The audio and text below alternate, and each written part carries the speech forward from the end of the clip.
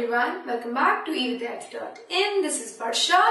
तो इस वीडियो में स्टार्ट कर रहे हैं हमारा नेक्स्ट टॉपिक जिसका नाम है a new kind of army. So अभी क्या है कि लाइफ के अंदर चेंजेस आ रहे हैं, किंग्स के अंदर चेंजेस आ रहे हैं, सोसाइटी के अंदर चेंजेस आ रहे हैं और यही चेंजेस आपको हमारी किंग के साथ रहने वाली आर्मी के अंदर दिखेंगे। ये जो आर्मी है वो क्या करती है, लोग प्रोटेक्ट करती है और क्या करती है, लोगों के अंदर एक सेफ्टी की फीलिंग जगाती है। लेकिन अब इस आर्मी के अंदर अगर चेंज आ रहा है तो कुछ तो पावर चेंजेस भी देखने को मिलेंगे आपको इस पीरियड की सोसाइटी में। So let us see this a new kind of army.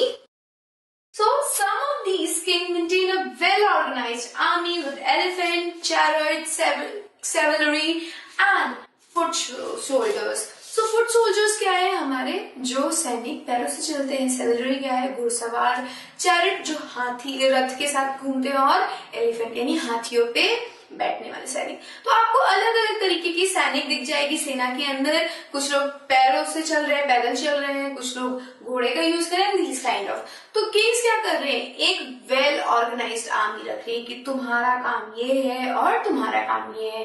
But साथ ही साथ एक और चेंजेस देखने को मिलेगा। एक और चेंज क्या देखने को मिलेगा, also there are military leaders who provided the king with troops and whenever he needed them were not paid regular salary.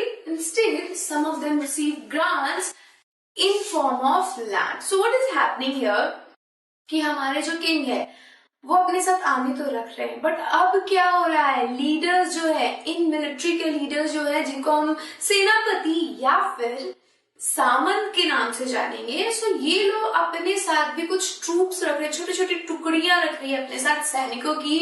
और इन सैनिकों को, इन सामंतों और हमारे जो जिनको हम सेनापति कहते हैं, उनको कोई सैलरी नहीं मिल रही है। उनको सैलरी कैसे मिल रही है, ग्रांट के रूप में, अनुदान के रूप में, यानी कि उनको एक लैंड का टुकड़ा मिल जा रहा है और उनको ये कहा जा रहा है you can collect tax from this land. और इस तरीके से जो सेनापति है, जो सामंत है आपके, वो टैक्स ले रहे हैं और अपने सैनिकों को सैलरी पे कर रहे हैं।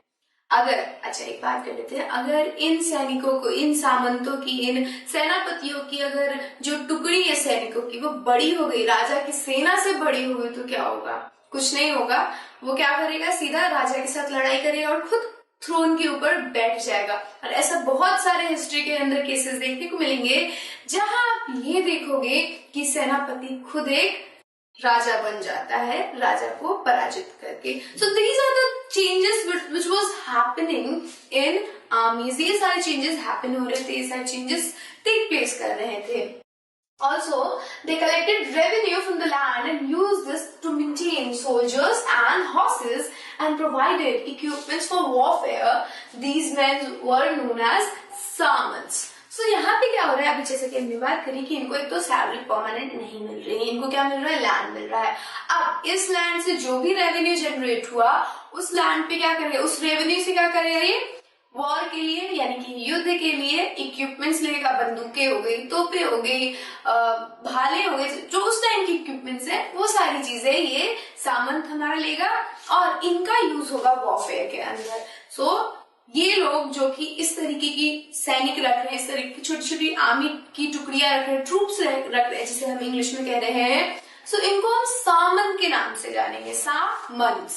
ओके, SAM, देखिए ऐसे याद रखना है। सामंत कैसे लिखना है, Sam SAM, ends ANTAS। And याद है आपको, सैम एंड AS, बस सामंत याद रहेगा सबको, है ना।